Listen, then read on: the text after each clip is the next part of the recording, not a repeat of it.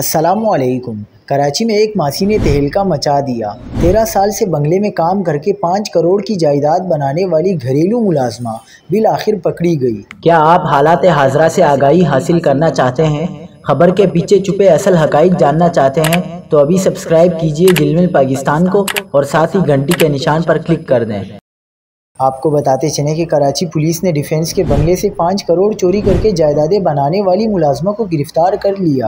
Police کے مطابق ملازمہ 2013 سے ڈیفنس فیز 5 کے بنگلے میں کام کرتی تھی، جس نے ملازمت کے دوران 5 کروڑ روپے کی چوری کی۔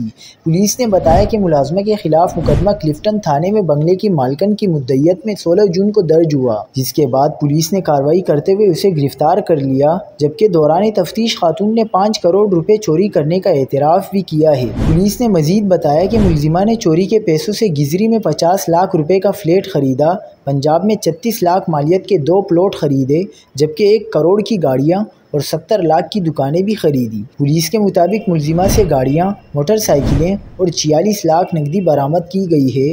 خاتون کی دکانوں اور فلیٹس کو سیل کر دیا گیا ہے، جبکہ خاتون اکیلے ہی ساری کارروائیاں کرتی تھیں۔